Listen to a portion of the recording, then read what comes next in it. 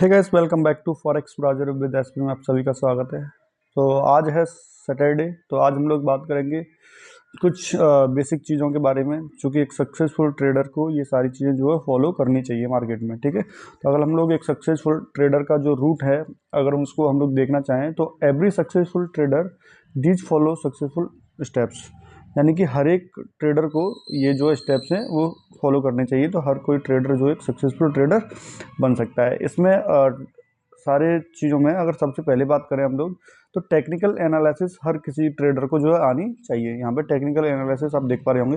Technical analysis जो है उसके अंदर जो पार्ट्स आते हैं, उसमें नंबर फर्स्ट पार्ट जो है वो है प्राइस एक्शन कॉन्सेप्ट, यानी कि आपको प्राइस एक्शन का कॉन्सेप्ट जो है मार्केट में अच्छी तरीके से आना चाहिए। ठीक है, दूसरा नंबर आता है आपको ट्रेंड आइडेंटिफिकेशन, यानी कि मार्केट जो है किस ट्रेंड को फॉलो कर रहा है वो चीज़ें आपको मार्केट में जानना आना चाहिए। ठीक है, तो आप ट्रेंड को आइडेंटिफिकेशन करना सीख लीजिए। उसके बाद आता है बेटा कैंडलस्टिक पैटर्न्स, यानी कि मार्केट में आपको कैंडलस्टिक पैटर्न्स जो है उन सभी की जो है आपको नॉलेज अच्छी तरीके से होनी चाहिए। ठीक है, किस तरह से कौन सा कैंडलस्टिक पैटर्न बनता है, धीरे धीरे वो हम लोग एक एक करके इन सब पे वीडियो बनाएंगे, जो है प्राइस एक्शन पे भी बनाएंगे, ट्रेंड आइडेंटिफिकेशन पे भी बनाएंगे, कैंडलस्टिक पैटर्न्स पे भी बनाएंगे। ठीक है, एक एक करके हम लोग सारी वीडियो जो है हर टॉपिक पर लेके आया करेंगे। ठीक है, एवरी सैटरडे के दिन हम लोग इस तरह की वीडियो लेके आया करेंगे। तो इसमें फोर्थ नंबर पे आता है volume and smart money concept, यानी कि जो ट्रेड में जो वॉल्यूम है वो किस तरह से जनरेट हो रहा है, समझ रहे हो, और स्मार्ट मनी कॉन्सेप्ट जो आपको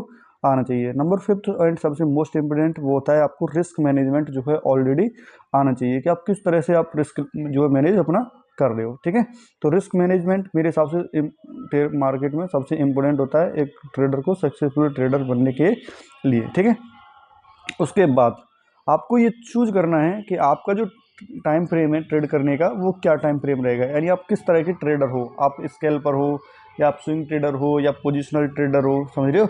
इस तरह से आपको जो अपना पहले डिसाइड करना पड़ेगा। देखिए, अगर हम लोग ट्रेडिंग की बात करें तो आप इसमें स्केल्पर ट्रेडर बन सकते हो। तो स्केल्पर ट्रेडर जो होता है वो 1 मिनट से 15 मिनट के टाइम फ्रेम पर अपनी पोजीशन को कट करता है, यानी कि उसमें एंट्री बनाता है और यहाँ से निकल जाता है। ठीक है, तो स्केल्पर ट्रेडर क्या होता है, जैसे वो छोटे से मूवमेंट के लिए आता है, 10 मिनट के लिए 5 मिनट के लिए एंट्री बनाता है मार्केट में, उसके बाद जस्ट से निकल जाता है, एक छोटा सा प्रॉफिट लेके जो भी अपना टारगेट लेके निकल जाता है। ठीक है, उसके बाद आता है एक स्विंग ट्रेडर। स्विंग ट्रेडर क्या है, वो अपनी एनालाइज करता है, वो hourly to daily time frame पर करता है, यानी 1 आवर से और डेली टाइम फ्रेम पर जो है अपनी वो एनालाइज करता है। ठीक है, स्विंग ट्रेडर क्या करता है, जैसे वो 1 दिन या 2 दिन या 1 हफ्ते तक का ट्रेड जो है होल्ड करके रखता है, उसके बाद वो मार्केट से निकल जाता है।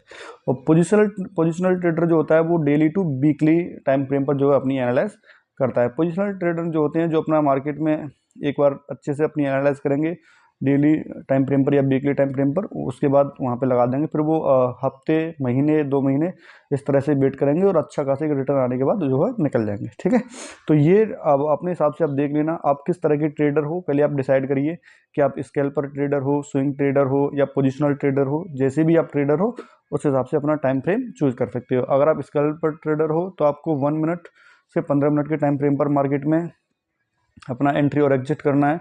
अगर आप स्विंग ट्रेडर हो तो आपको 1 hourly to daily time frame पर जो है आपको अपनी एनालाइज करके रखना है मार्केट में। ठीक है, तीसरा नंबर, अगर आप पोजिशनल ट्रेडर हो, समझ रहे हो, आप पोजिशनल ट्रेडर हो तो आपको daily to weekly time frame पर अपनी एनालाइज करनी है। ठीक है, और देखिए इनके बाद आपको ये कुछ अपना ट्रेडिंग जर्नल जो है वो आपको मेंटेन करना पड़ेगा। तो यहाँ पे ये लिखा हुआ है कि मेंटेन योर ट्रेडिंग जर्नल। अगर आप मतलब अपने ट्रेडिंग जो जर्नल है आप उसको किस तरह से मेंटेन करते हो, तो देखिए जब भी आप ट्रेड में एंट्री बनाएंगे या एग्जिट करेंगे तो उसमें सारी चीज़ें आपको एक एक करके याद रखनी चाहिए। ठीक है, तो इसमें नंबर फर्स्ट आता है डेट, यानी कि the date your enter the trade, आप किस डेट को जो है ट्रेड में एंटर कर रहे हो ये आपको पता होना चाहिए। ठीक है, आपको ये जो जर्नल है वो आपको मेंटेन करना पड़ेगा। आप एक पर्सनल डायरी बनाइए, उसमें आप अपने ट्रेड जर्नल को मेंटेन करिए। तो आप जिस भी डेट को ट्रेड में एंटर कर रहे हो वो आपको नोट करना है। ठीक है, दूसरे नंबर पे आता है भाई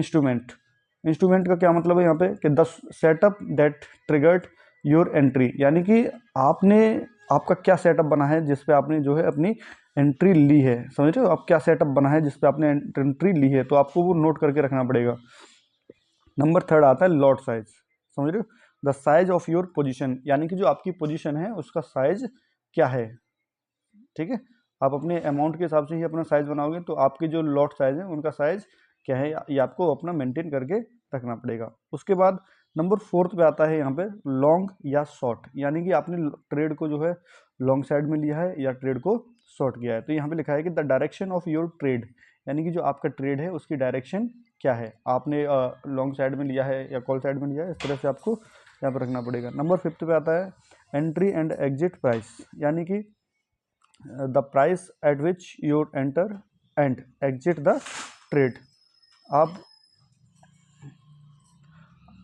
enter the price at which you enter the and exit the trade, यानी कि आप अपने ट्रेड की जो एंट्री है और एग्जिट है वो आप कहाँ पर ले रहे हो, ये आपको मेंटेन करके रखना पड़ेगा। नंबर 6 पे आता है सबसे मोस्ट एंड इम्पोर्टेंट, ये होता है आपका स्टॉप लॉस, समझ रहे हो। तो यहाँ पे लिखा हुआ है कि the price at which you will place your stop loss, यानी कि प्राइस किस पॉइंट पे जाने के बाद आप अपना यहाँ पे स्टॉप लॉस लेके मार्केट से निकल जाओगे, आपको ये पहले क्लियर होना चाहिए, ठीक है। ट्रेड लेने से पहले आपको क्लियर होना चाहिए कि हमें मार्केट से जो है निकलना कहाँ है। नंबर 7 पे आता है यहाँ पे प्रॉफिट या लॉस, इसमें आगे लिखा हुआ है कि द प्रॉफिट और लॉस फ्रॉम दिस ट्रेड, यानी कि आप इस ट्रेड में जो है अपना कितना लॉस लोगे या कितना प्रॉफिट लोगे, ये टारगेट जो आपका पहले से फिक्स होना चाहिए कि आप इस ट्रेड में कितना लॉस ले सकते हो या फिर इस प्रॉफिट पे आप ट्रेड से निकल जाओगे। एंड नंबर 8 इसमें आता है improvement points, these lesson learn from the trade, यानी कि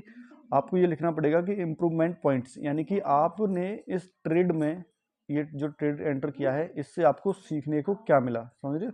तो ये भी आपको अपना जो है मार्केट में फिक्स करना पड़ेगा। Number 9 emotions, the emotions your experience, यानी कि जो इमोशन है वो आपके एक्सपीरियंस से ही आएंगे, ठीक है। आपको इसमें कैसा इमोशन फील हुआ ट्रेड में, आपको डर फील हुआ या क्या हुआ, इस तरह से आपको इमोशन भी अपना लिखना पड़ेगा। एंड नंबर 10 रिमार्क, रिमार्क में है एनी स्पेशल इवेंट और नोट्स फ्रॉम द डे, यानी कि आज के दिन मार्केट में कोई स्पेशल इवेंट था, जो भी हो वो आपको मार्केट में अपनी डायरी में जो है नोट करके रखना पड़ेगा, ठीक है। चलो मिलते हैं नेक्स्ट वीडियो में, तब तक के लिए जय हिंद।